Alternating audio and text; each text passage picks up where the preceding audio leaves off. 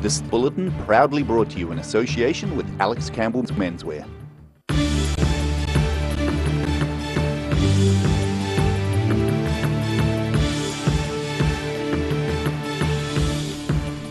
Tonight on The South Today, the Dunedin City Council rolls out the red carpet for Ed Sheeran, but is it money well spent?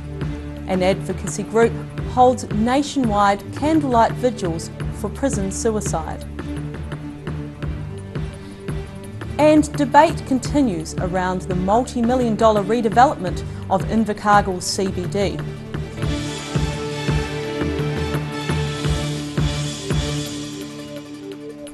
Good evening, I'm Roselle LeBone.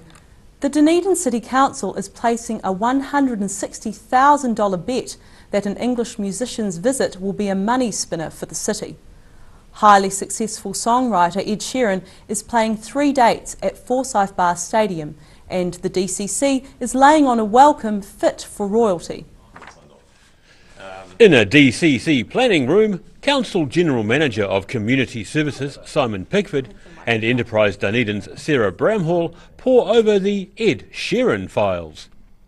Simon Pickford says the potential returns to the city from the 3 Ed Sheeran concerts could be huge. So Ed being in town, we think will return something like $34 million to the economy, which is an incredible figure. So that investment of 160 we think is actually a small amount considering the amount we're going to get back.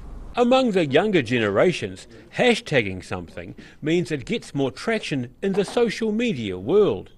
In keeping with this, Enterprise Dunedin's Sarah Bramhall is standing in front of the Paint the Town Ed hashtag, which she hopes will be used by the thousands of people in town for the concerts. And we're encouraging people, concert goers and Dunedinites as well, to take pictures of themselves in front of those locations and upload them onto Instagram with the hashtag Paint the Town Ed, the Dunnistana hashtag, and for the street art as well with Ed Sheeran's Instagram hashtag, which is Teddy's Photos, and that's just a way that we can really showcase the city. Simon Pickford says they chose Ed over Robbie Williams or Roger Waters for more commercial reasons than matters of personal musical taste. It provides that unique opportunity to do something quite different, and with 120,000 people potentially coming to Dunedin or being in Dunedin, 70% of those tickets have gone outside of Dunedin. So a lot of people are coming in from the South Island, obviously North Island, but also overseas. People are following Ed round as he tours. While Bramhall says they've liaised with promoters and Ed Sheeran's people every step of the way.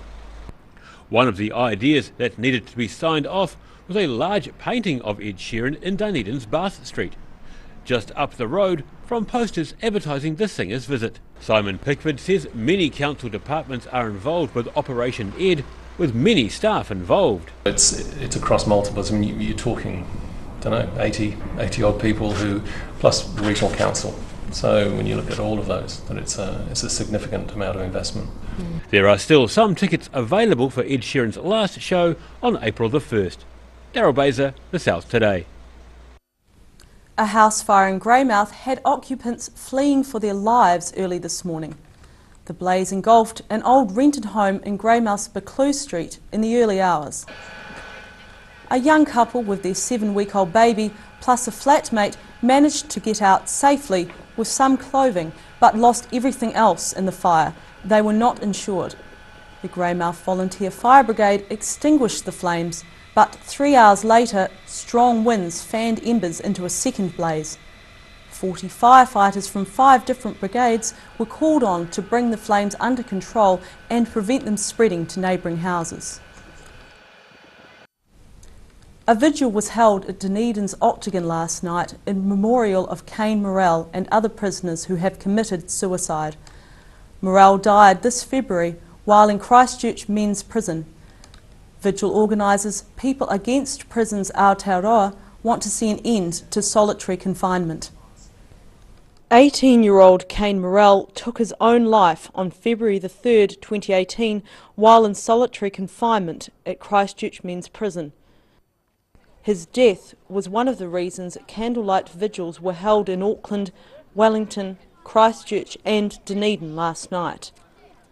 Kane's parents, Leon and Vanessa, say he ended up in the at-risk unit when he should have been receiving mental health care. In a month's time is his birthday, he'd be turning 19. Yeah, we should be celebrating his birthday with him, not visiting him at a cemetery. The prison were responsible for my son's day-to-day care. Whether they take responsibility or not. The at-risk unit has been established at the prison for mentally unwell and suicidal prisoners. The prisoners are meant to be monitored every 15 minutes, but Kane's family say he was left unattended for more than 3 hours. On the day the police arrived to tell Vanessa Morel her son wasn't coming home, Leon was at work and says he could hear his partner's screams from down the street. And that's 2 blocks away. I could hear the screaming and I thought, nah. And then I had a phone call and then I couldn't understand her, so I went home. She told me. You didn't even believe me? I didn't, yeah. It's like, nah, Kane's not dead, he's been in an accident or something. His parents say their son was in a high-risk cycle and prison only made things worse. My son hung himself from a TV bracket, an unused TV bracket that sticks out of the wall. His TV is bolted to a table thing that comes out of the wall, and about 6.5 foot off the ground above that TV cabinet is the bracket. Because from what we've been told, those TV brackets were actually supposed to have been removed last year. Prisoner advocacy organisation People Against Prisons Aotearoa organised the vigils. Spokeswoman Emile Rakete says Kane's death is symptomatic of the prison system's rising suicide crisis. She says Kane needed help but was instead abandoned in solitary confinement. Chief Custodial Officer Neil Beals says every effort was made by staff to save Kane, and he was receiving ongoing care from DHB psychiatrists for the duration of his time in prison. Beals says Kane was not in an at-risk unit at the time he died, and while he was there, he was not held in solitary confinement. He says corrections is enhancing the physical environment of at-risk units and is investing $25 million to pilot new mental health services. Roselle LeBone, The South Today. A rare New Zealand bat is on the road to recovery following successful large-scale predator control in Fiordland. A report released by Conservation Minister Eugenie Sage today shows numbers of southern short-tailed bats in Eglinton Valley have steadily grown from about 300 to more than 3,000 since predator control began more than a decade ago. Sage says the bat status has moved from threatened to recovering, largely due to the Department of Conservation's sustained control of rats, possums and stoats in its last mainland habitat. Eglinton is the only known South Island mainland site for the bat subspecies. There has been a mixed reaction from Invercargill business owners who were told this week their buildings will be demolished to make way for a new shopping precinct. Preliminary plans for the redevelopment of the city centre were revealed on Wednesday night to the current tenant base affected by the project. Sharon Rees reports. One by one, these Esk Street buildings will be demolished, starting from later this year. The new project's developer, HWCP, unveiled preliminary plans on Wednesday night showing an overhaul of the block from D to Kelvin Streets between Esk Street and Tay, which will affect the current tenant base over the next 5 years. While many business owners and managers prefer to remain anonymous, most were happy to give their opinions on the rebuild, all of which were quite varied. A business owner in the Cambridge Place Arcade said he didn't see a place for his business in the new precinct, especially after being told rents would double. He said while the move was a positive one for the city, he was unsure about the fate of his business. While discount store Just Incredible manager Ros Waldron said she didn't think businesses would be left in the lurch by the rebuild. I think there's a place for everything, whether it's in the mall or out of it, but I think the Richardson Group will accommodate everybody that needs to be relocated. That's what they're saying they're going to do, so I think they'll stand by everything they say. And staff at Pascoe's Jewellers on Esk Street said they couldn't wait for the rebuild to get underway. It was pretty exciting to hear the possibilities of the mall that's coming to Invercargill. I think, so I think we're pretty pleased with things that we've heard. Yeah, I was very excited to see it. I've done some extensive travelling, South Africa, America, Europe, and I am very happy to say that I will be proud to work in this mall because it's one of a kind. Short said she believed the demolition was necessary for the structural soundness of the block alone.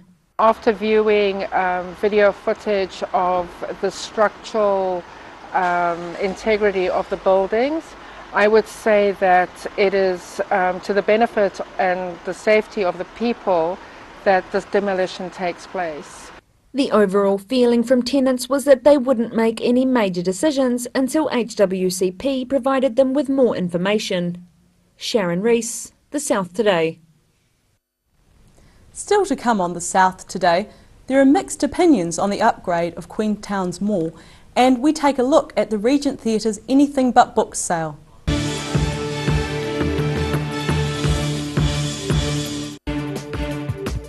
For all your news from the Southern Regions as it happens, go to our Facebook page. The South Today, connecting you with your community thanks to New Zealand On Air. For 3 generations, the Kilpatrick family have ensured Jimmy's pies are still world famous in the South Island. Made to an old family recipe, Jimmy's pies have been one of New Zealand's traditional takeaway foods, prepared daily on the premises alongside a range of savouries, sausage rolls and cakes. Jimmy's pies are distributed throughout the lower South Island. Jimmy's pies are sure to satisfy your travelling munchies. Hi, Lindsay and Alex Campbell Menswear. We have our 3 stores on sale. It's our summer clearance sale. Look at all these t-shirts, 50% off. Look at all these polo shirts, 50% off. Look at all these woven shirts, short sleeves, 50% off. And there's more. Shorts, all these shorts, 50% off. Every reason, every season, we're proud to dress the region. Alex Campbell Menswear, it fits. But wait, there's more. 25% off all our regular lines off the normal price. The Terminus Apartments, where heritage meets modern sophistication and where the past is Dunedin's future. These 1 or 2 bedroom apartments are fitted with modern amenities, room to move and spectacular harbour and city views. Contact us now to have your piece of luxury. Free heart transmission. Please open your heart. Chi is flowing freely. Chi is nourishing. Chi is loving. Call Sunny Chin for peace in your heart. FPOS, point of sale and cash registers. Rent, lease or buy. Mobile FPOS and fixed terminals. Short or long-term rentals. Contact Anything's POS today. 0274 361 474. Why wait for seed to germinate? Why not do it the smart way?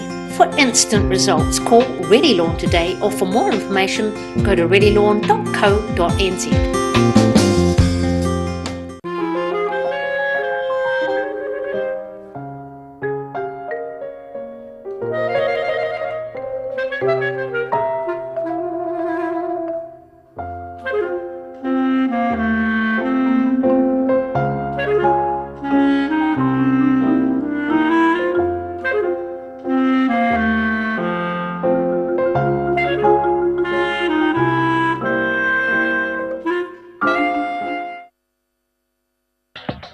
At Action Engineering, the team make their mark as innovators in engineering because they don't just make things, they provide solutions. Call now on 477 1643 or go online to see the services they provide. At the Hard to Find Bookshop, we sell quality books on all subjects from the rare to the recent, and where viable, we will come to you. We have a great reputation for integrity and honesty, so if you're downsizing or sorting an estate and have books to sell, contact us.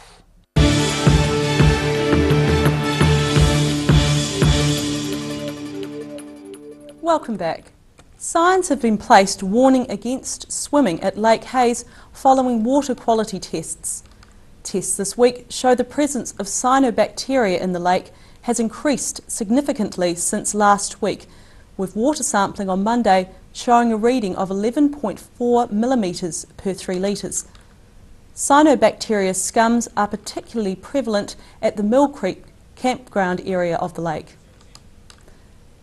The Queenstown Mall may not make it into the Lakes District Council's upgrade to-do list in the next 10 years, and that has been causing concern among some businesses in the area. Mina Amso has more.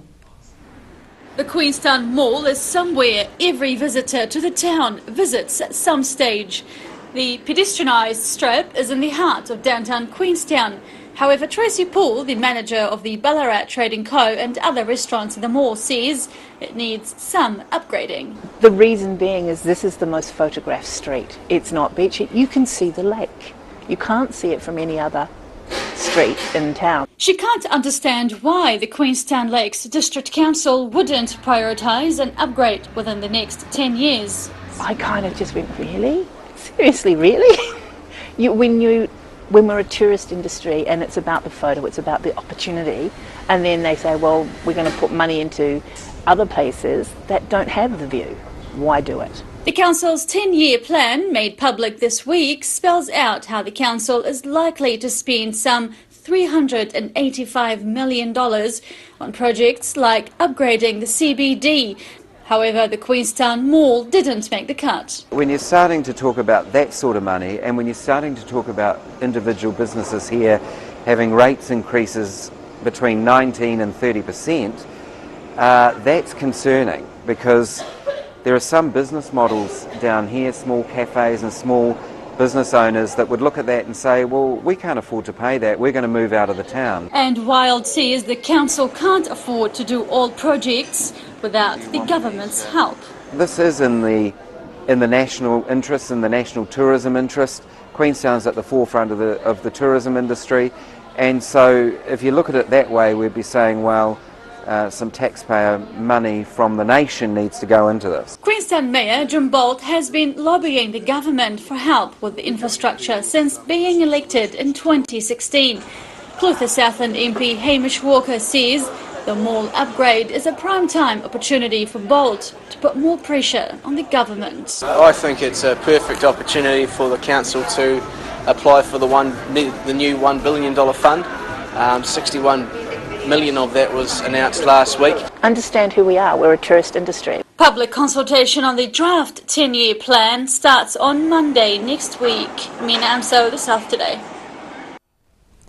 Dunedin's Regent Theatre was abuzz today as many people hunting for bargains checked out the goods at the Anything But Books sale.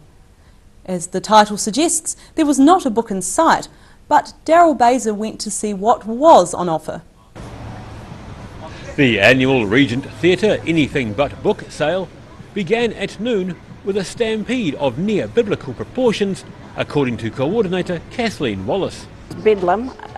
Poor old Nelson, when he opened the door, he nearly got bowled, so I don't think he appreciated that very much. But no, I'm extremely happy the way things are going. Wallace has been one of the volunteers helping to support the Central City Theatre for 20 years and has been the team leader for this sale for the past few years. She says she and her husband simply saw a need 2 decades ago. I love the theatre, and the theatre needed a lot doing to it, and the book sale is one way for us to help, in some small way, of helping raise funds to keep the theatre going. The Regent Theatre's Anything But Book sale runs until 8 p.m. this evening, and Wallace says it's not quite as gruelling as the 24-hour book sale. And in both cases, she says many volunteers make these events work.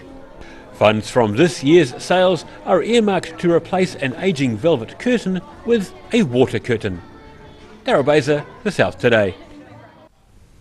After the break on The South Today, the Minister for Youth tucks into Invercargill's Lunches in Schools program, and we have the weather outlook for the weekend ahead.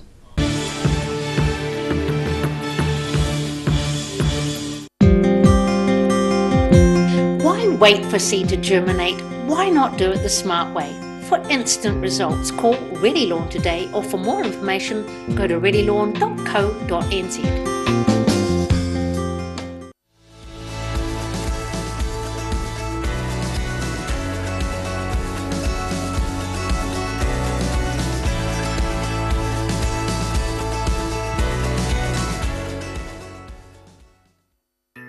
135 Cumberland Street is a brand new recently listed Category 1 heritage building right in Dunedin's warehouse precinct. Only a short walk to the Octagon in the central city, these are warm, well-insulated self-contained apartments with all you need for a short or long stay. With beautiful views onto the harbour, these Airbnbs at 135 Cumberland Street come highly recommended for your stay in Dunedin. Oh, I'm not happy with this product demonstration, Ralphie. Oh, relax. It's all about balance. The balance between softness and strength. And my balance is perfect. So we won't fall? Of course not. Hi, Ralphie. Oh, hey there. Whoa. You fell for it. Yep, I fell for it. Cotton Softs. Softness and strength you can trust. I'm Cotton Soft on the environment too.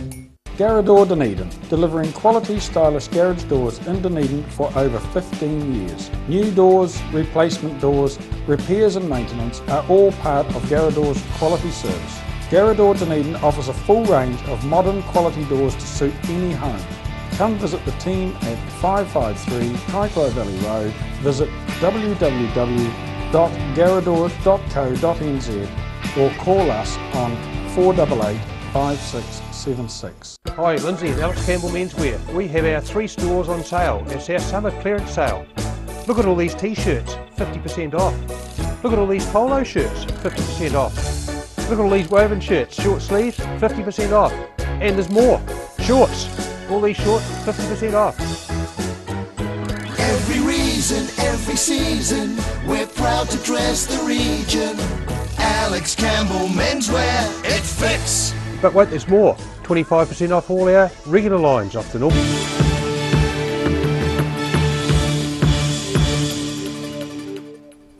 Thanks for staying with us. The Minister for Youth and Whānau Ora was in Invercargill yesterday to learn more about the work being done by Southland not-for-profit group Kohakai. The Minister visited an Invercargill school to get a taste of Kohakai's Lunches in Schools program. Minister for Youth, Peeni Hannity, was given an official tour of the kitchen and garden at Invercargill's Te Wharikura or Arowhenua yesterday. The school was the first to receive Kohakai's Lunches in Schools program last year, which teaches people with disabilities, hospitality and horticultural skills while preparing healthy lunches for school children. And Hannity was there to see the model in action. You've got a organically grown kaupapa that's here to serve the community, and it's certainly one of the social enterprises that I think is unique to New Zealand, that it's community driven, it's community based and not centred or focused on a strict business model. Their drivers were to improve the lot for their community. He said he was visiting the regions to get an idea of different community-based models and would take the ideas back to his colleagues in Parliament. It's now my job to get back to Wellington, share it with my colleagues who have a relevant association to the work that's being done here, health, education and other portfolios, that we're able to better work together to support good initiatives like Kohakai and a good school like the school behind us. After a full tour of the work done in the Kohakai gardens and smelling the lunch being prepared, Hannity said he was ready to taste the final product. I'm starving, just quietly, and look, all smelling it in the kitchen was just beautiful, and to know that our kids get that is even better. Kohakai project leader Janice Lee said she hoped the program could be rolled out on a national level, but government funding would be needed to do so. She said the minister's visit was the first step of the organisation's ultimate goal. Sharon Rees, The South Today. And now recapping tonight's top stories on The South Today. The Dunedin City Council is spending $160,000 to welcome musician Ed Sheeran. The council's Simon Pickford says the potential returns for the city from Sheeran's concerts could be tens of millions. Prisoner advocacy organisation People Against Prisons Aotearoa have organised candlelight vigils across New Zealand, calling for a ban on solitary confinement, and debate continues around the proposed demolition of Invercargill's inner city block after redevelopment plans were revealed this week. And now time for a look at what's happening in tomorrow's ODT. Welcome, Barry Stewart. Roselle, how are you? Oh, I was just going to talk about Ed Sheeran, but I see you've beaten me to the punch there, so I'll move on quickly. We also have that story, of course, tomorrow. And everything is on course for another big show in our region, and that's the Wanaka show, the Wanaka A&P show, which is happening as we speak. So big weekend planned, and we have an indication of what the highlights will be, and we also have a picture of a potential winner in the giant produce growing competition. Oh, always a crowd favourite. Pumpkin. So who knows if it's a winner, but we have a massive picture of a massive pumpkin, which is all good. And Back to the Future, Dunedin is stepping out with a $1 million plan to reintroduce the Barnes Dance into pedestrian crossings into some of our networks. So can you recall the Barnes dances at all, Roselle? Not in my memory. But Perhaps I'm before your time. wondering if it was maybe a South Island only thing. Not sure. I'm not sure, because you're a North Island girl, so I you may am. not have had that great experience. So look out for that. It's coming your way soon. Wow. Mumps, rickets, and other old diseases are on the comeback trail. We had issues of that earlier this year, and particularly rickets, which was a surprise to many. So we've our feature writer Bruce Monroe has had a look at what's happening and why that is the case. So look out for that in the Weekend Mix magazine tomorrow, along with a lot of other good reading. That's great. Sounds like another great read. And now it's time for a look at tomorrow's weather. Tonight's weather proudly brought to you by Mole Map. Today's Southern View is taken of the intersection at Dunedin's railway station. Looking at the situation, a ridge of high pressure should bring fine weather this weekend, but northwesterly airflow will increase by Monday as a cold front approaches from the Tasman Sea. Looking at the south, Balclutha, Catlins, and Lumsden and Gore can expect light easterlies, fine and 16. Over to central, Alexandra, Queenstown and Wanaka are in for light winds, fine and 19. Te Anau moderate westerlies, some cloud and a high of 15. Up to the northern towns, Oamaru and Timaru can expect some light winds, some cloud and 17. Omarama and Twizel have light winds, fine and a high of 19. In Dunedin it will be fine with some cloud tonight, an overnight low of 8 degrees. Tomorrow sees cloud breaking and sunny periods developing with light northeast winds. Cooler southerlies develop during the afternoon with some cloud increasing, 16 and 7. And milder on Sunday with sunny periods and high cloud, moderate northeasterlies, 18 and 10. And in Invercargill tonight, some low cloud with an overnight low of 5. Tomorrow milder with long sunny periods and light westerly winds. High cloud increases later, 16 and 7 degrees. And fine with high cloud and freshening northwesterly winds on Sunday, you're looking at 18 and 11 degrees. And that's our news for this Friday. For the latest news from the southern region, you can follow us on Facebook and at channel39.co.nz. We leave you tonight with some shots of the week that was. From all of us here at the South Today team, have a great weekend.